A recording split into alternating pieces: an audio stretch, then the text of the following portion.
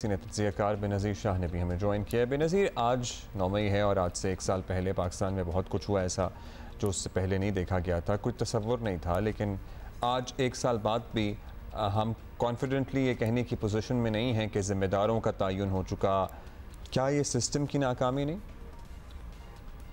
देखिए, मेरी राय में जो 9 मई का वाक़या था वो एक बहुत सीरियस वाक़या है, क्योंकि उसे लग तो ये रहा था कि एक सियासी जमात ने मुल्क में इंतशार फैलाने की कोशिश की, लेकिन एक सीरियस मामले को लगता है रियासत ने कोई ख़ास सीरियस लिया नहीं, क्योंकि पिछले 1 साल में हमने कोई शफाफ तहकीकात नहीं देखी।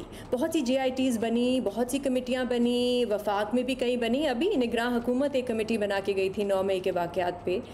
JITs पंजाब में, अगर आपको याद होगा तो पिछले साल सिर्फ पंजाब में कोई तकरीबन 50 JITs बनी थी, लेकिन कहाँ है उनकी रिपोर्ट्स, कहाँ है वो ठोस सबूत जिसके बारे में हमें पिछले 1 साल से कहा जा रहा था कि हम आवाम के सामने रखेंगे। हमारे पास वीडियो कॉल्स हैं, हमारे पास ऑडियोज़ हैं, हमारे पास सारी जियो फेंसिंग से इंफॉर्मेशन है, हमें सब पता है कि कौन मुलव्विस था कौन नहीं था। लेकिन आज तक या पिछले 1 साल में हमारे सामने, आवाम के सामने वो सबूत नहीं रखे गए, और लगता तो ये है कि अदालतों में भी शायद वो सबूत नहीं पेश हुए, क्योंकि जो PTI की क़यादत है जो इस वक्त जेलों में है, उनके केसेस बस चल रहे हैं। अगर वो निकलते हैं, उनको बेल मिलती है तो उनको एक और केस में बुक कर लिया जाता है। तो अगर ये ठोस सबूत है तो उनको तो आज सज़ा हो जानी चाहिए थी, लेकिन उनके भी केसेस पिछले 1 साल से वो जेलों में हैं। तो मेरी राय में तो ये लगता है कि इस पूरे मामले में, ये 9 मई का जो मामला है, पिछले 1 साल में लगता है कि PTI ने भी काफ़ी कुछ मिसकैलकुलेट किया है और इस्टेब्लिशमेंट ने भी बहुत कुछ मिसकैलकुलेट किया है।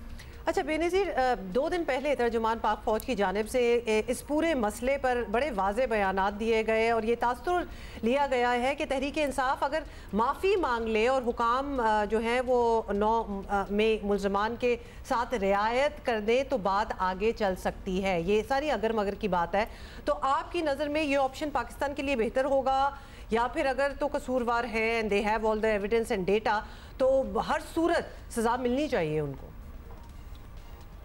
सिर्फ माफ़ी मांगने से तो मसला नहीं हल हो जाना चाहिए। एक बड़ा सीरियस, जैसे मैंने पहले भी कहा, एक बड़ा सीरियस वाक़या है, उसकी तहकीकात होनी चाहिए और जो लोग मुलव्वस थे उनकी सख्त से सख्त उनको सज़ा होनी चाहिए।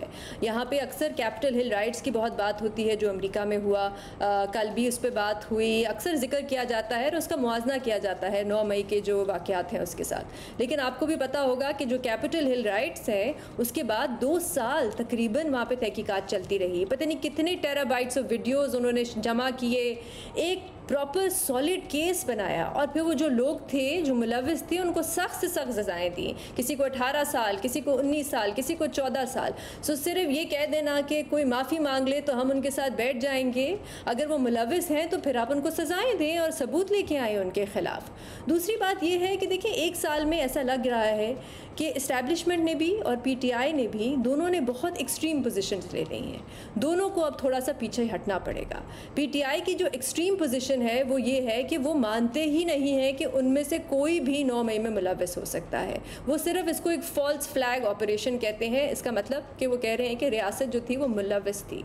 जब तहकीकात नहीं हुई तो आपने पहले से अपना माइंड मेकअप कैसे कर लिया कि ये फॉल्स फ्लैग ऑपरेशन है।